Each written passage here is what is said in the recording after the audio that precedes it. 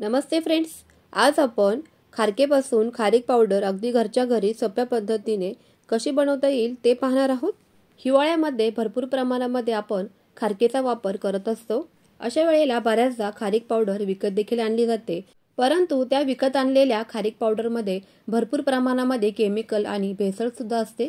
घरच्या घरीच अशा बारीक स्वरूपामध्ये आज आपण खारीक पावडर कशी बनवायची ते पाहणार आहोत।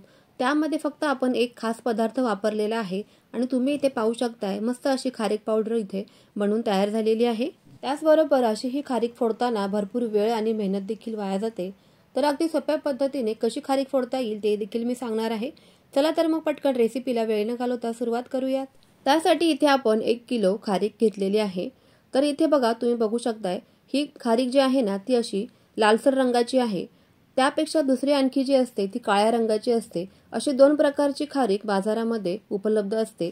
यापैकी तुम्ही इथे कुठल्याही प्रकारची खारीक वापरू शकता, तुम्हाला जी आवडेल ती, लाल किंवा काळी।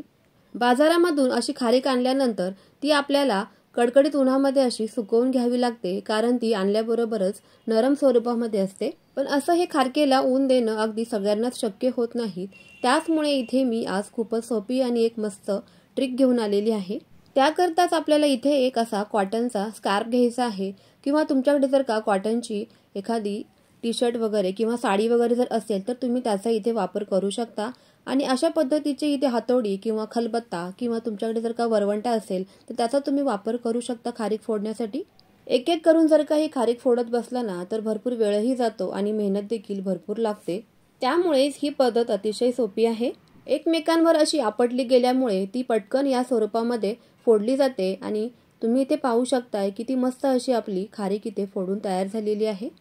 7 ते 8 मिनिटे इथे पुन्हा मी पुढे आणखी ही खारीक जी आहे ना ती अशी फोडूनच घेत आहे, जेणेकरून अगदी पटापट आपल्याला ह्या सर्वच खारका फोडून तयार मिळतील। अशा पद्धतीने ह्या सर्वच खारीक इथे फोडून झाल्यानंतर एका मोठ्या ट्रेमध्ये किंवा ताटामध्ये इथे काढून घ्यायचे आहेत। खारीक फोडण्याची अगदी साधी आणि सोपी पद्धत आहे। सगळ्यांकडेच अशा पद्धतीचा स्कार्फ असतो किंवा कॉटनचा एखादा जुना टी शर्ट देखील वापरला तरी देखील चालणार आहे। पटापट अगदी ह्या बिया देखील बाजूला होतात आणि खारीक इथे आपली फोडून तयार देखील मिळते। फक्त आपल्याला इथे बोटांनी असं प्रेस करायचं आहे आणि लगेचच या बिया देखील या खारकेमधून अशा वेगळ्या होतात। अशा पद्धतीने इथे मी या खारकेमधील बी आणि जे फूल असतं ना वरती टोकाला, तर ते देखील असं बाजूला करून घेत आहे। हे फूल सुद्धा आपल्याला बाजूला काढून घ्यायचंय, नाहीतर मग ते खाताना जर का दाताखाली आलं तर ते आणखी कचकच लागू शकतं। त्यामुळे ते सुद्धा आपल्याला बाजूला काढून घ्यायचंय। तर बघा, अशा पद्धतीने इथे मी सर्वच इथे खारक्यांचा बिया आणि फूल आहे ना ते काढून घेत आहे। अगदी काळजीपूर्वक सर्वच बिया इथे काढायच्या आहेत, नाहीतर मग पुढे आणखी जर का बिया राहिल्या ना तर हे पूर्ण मिक्सरचं भांडं जे आहे ना ते खराब होऊ शकतं किंवा बिघडू देखील शकतं। आता इथे तुम्ही बघू शकताय सर्वच बिया इथे मी खारकेपासून वेगळ्या केलेल्या आहेत आणि 2 ते 3 वेळा पुन्हा पुन्हा चेक केलेल्या आहेत की चुकून माझ्याकडनं एखादी बी तर राहिली नाही ना। तर तुम्ही सुद्धा इथे ही काळजी घ्यायची आहे। आणि त्यानंतर असे हवाबंद डबे आपल्याला इथे वापरायचे आहेत आणि त्यामध्ये ही जी खारीक फोडून घेतलेली आपण तर ती ह्या डब्यांमध्ये अशा पद्धतीने भरून घ्यायची आहे, जेणेकरून त्यामध्ये कुठल्याच प्रकारची हवा किंवा पाणी जाणार नाही। तुमच्याकडे जर का अशा पद्धतीचे डबे नसतील ना तर तुम्ही इथे प्लास्टिकची कॅरी बॅगचा देखील वापर करू शकता। पण लक्षात ठेवायचं एवढंच की त्या प्लास्टिकच्या कॅरी बॅगमध्ये पाणी किंवा हवा अजिबात जाता कामा नये। अशा पद्धतीची अगदी हवाबंद पिशवी तुम्हाला इथे वापरायची आहे। आता हे जे डबे आहेत ना हवाबंद केलेले, ते आपल्याला फ्रीजरमध्ये 12 ते 15 तास असेच ठेवून द्यायचे आहेत।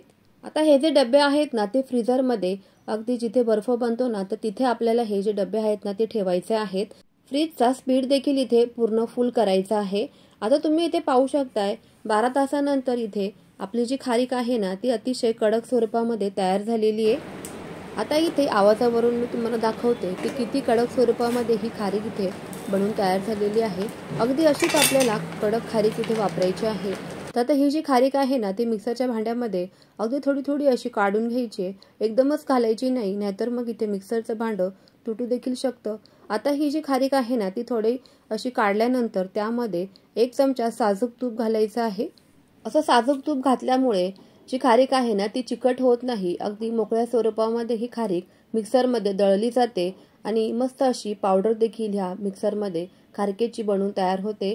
तर तुम्ही इथे पाहू शकताय मस्त अशी खारीक पावडर आपली इथे बनून तयार झालेली आहे। फ्रीझरमध्ये हाय टेम्परेचरवरती अशी ही खारीक ठेवल्यामुळे तिची खारीक आहे ना ती थंड राहते आणि मिक्सरचं भांडं गरम होत नाही आणि गरम झाल्यामुळे ही खारीक जी आहे ना ती भांड्याला चिटकत सुद्धा नाही।